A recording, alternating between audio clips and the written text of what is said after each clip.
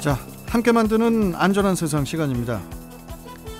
스마트폰을 보느라 전방을 확인하지 않고 보행자 적색 신호의 횡단보도를 건너던 중에 달려오던 차에 부딪혀 부상을 당한 사고를 비롯해서 보행 중 스마트폰에 정신이 팔려서 발생한 사고가 지속적으로 증가를 하고 있다고 합니다.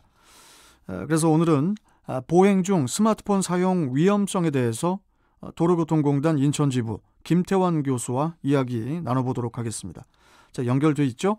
자, 김태환 교수님 나와 계시죠? 네, 안녕하십니까. 예.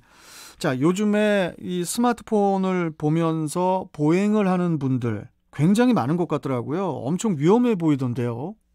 네, 일단 우리나라의 그 성인 스마트폰 보급률을 보면 네. 93%까지 이 보급이 되어 있는 이 모바일 친환경적인 나라다 이렇게 보시면 될 것 같고요. 예. 그렇다 보니까 자연스럽게 스마트폰을 보면서 다니는 사람들도 늘었고 관련된 교통사고도 크게 증가했습니다. 네. 특히 이 스마트폰을 가지고 등하교를 하는 청소년 10명 중에 9명은 길거리에서 스마트폰을 사용해 본 적이 있다라고 조사가 되었는데요. 예. 국제 아동기구인 세이프키즈 코리아가 최근 그 서울 시내 8개 중고등학생 789명으로 전자기기 사용 경험에 대한 설문조사를 실시한 결과 97.5%가 스마트폰을 보유하고 있고 이 중에 87.3%가 등하굣길에 항상 스마트폰을 소지한다라고 답을 했습니다. 네. 특히 이 등굣길에 스마트폰을 가지고 다니는 학생의 92%는 보행 중 사용 경험이 있다고 답을 했는데, 보행 중 스마트폰을 사용한 학생들의 비율은 고등학생이 93.4%, 중학생이 90.3%로 굉장히 높은 것으로 이렇게 조사되고 있습니다. 그렇군요. 이 길을 걷다가 이렇게 도로를 이렇게 횡단할 때는 당연히 앞을 보고 걷거나 또 건너는 것이 안전한 거고 당연한 건데, 그런데 보행 중에 스마트폰 사용, 이게 이제 매우 위험한 행동 아닙니까? 네, 이 보행 중 스마트폰을 사용하는 이유를 먼저 살펴보면, 예.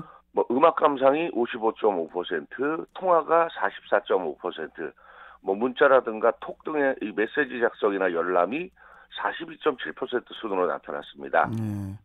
이같이 보행 중 스마트폰을 사용하다가 차량에 부딪힐 뻔한 경험이 있느냐는 질문에는 39.5%가 있다라고 답을 했고요. 응답자의 86.6%는 보행 중 전자기기 관련 교육이 필요하다라고 지적을 했지만 39.5%는 보행 중 전자기기 사용에 대한 안전교육을 받아본 경험이 없다라고 답을 했답니다. 그렇군요. 그 교수님, 그 얘기 도중에 그 스몬비라는 용어가 나왔는데 이게 정확히 스몬비, 이 용어의 뜻이 뭔가요?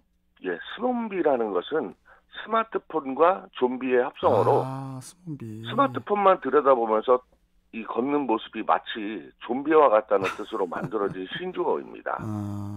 이 스몬비 관련 교통사고는 전세적으로 증가하는 추세이고요. 교통사고뿐만 아니라 스마트폰을 보다가 호수 등에 빠져서 익사하는 경우도 발생할 정도로 심각한 사회적인 문제로 대두되고 있죠.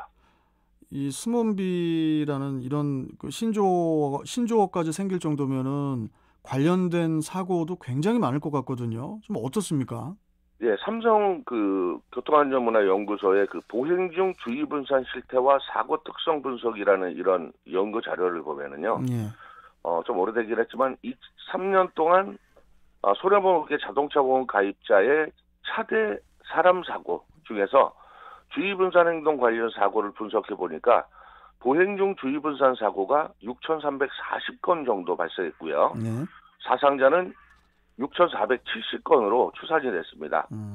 이 중 주의분산 보행 사고는 61.7%가 스마트폰 사용 중 발생한 것으로 나타났는데 특히 사상자의 10대가 28.1%, 20대가 23.7%, 전체 약 50%를 넘어서는 것으로 나타났습니다. 특히 이 해당 연령대의 스마트폰 사용 중 주의분산 보행 사고는 71%가 등교 시간대인 8시, 9시에 집중을 했다라고 하고요. 또 한 연구소가 시내 4곳에서 현장에서 관찰한 결과 전체 보행자의 20.3%가 횡단보도를 건너면서도 주의분산 행동을 보였으며 횡단보도를 건너기 전에 좌우를 확인하고 건너는 보행자는 15.2%에 그쳤다라고 합니다. 아니, 이 스마트폰을 보면서 횡단보도를 건너거나 이렇게 횡단을 하면 이게 당연히 위험한 거 아닌가요, 이게? 예. 그러니까 안전하게 거리를 횡단하는 데 필요한 시각 기능과 소리를 인지하는 기능에 문제가 발생하기 때문에 그러겠죠. 매우 위험한 행동입니다. 일반적인 보행자는 평소 시야각이 약 120에서 150도를 유지하는데 스마트폰을 사용할 경우에는 시야각이 10에서 20도로 급격히 줄어들어서 돌발 상황에 대처하기가 매우 어려워집니다. 또한 앞으로 제대로 보지 않느라 보행자가 적색 신호의 길을 건너는 무단횡단으로 이어지는 경우도 있고요.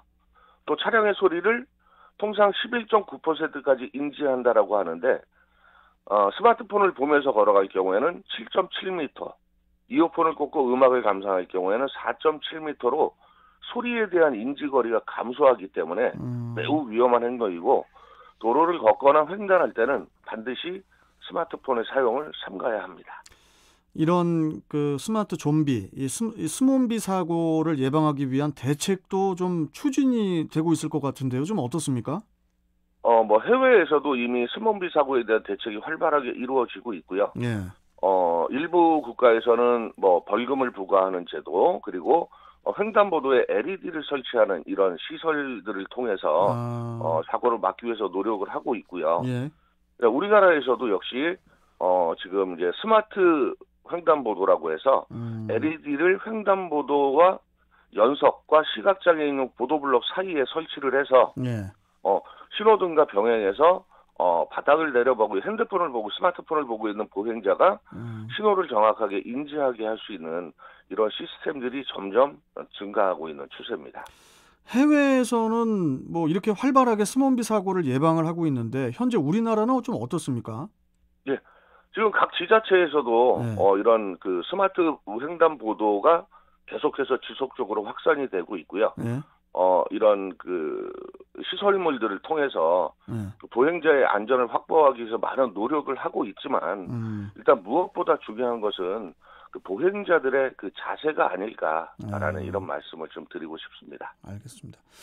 좀 더 많은 곳에 이 안전을 위한 시설물의 추가 설치는 물론이고 또 국가에서도 또 노력을 하고 있는 만큼 보행자도 함께 노력을 해서 이 스몬비족 사고를 크게 줄일 수 있었으면 좋겠습니다. 예. 자, 교수님, 오늘 말씀은 좀 여기까지 듣고요. 또 다음 시간에 또 뵙도록 하겠습니다. 고맙습니다. 네, 감사합니다. 네. 자, 지금까지 도로교통공단 인천지부 김태환 교수와 함께 했습니다.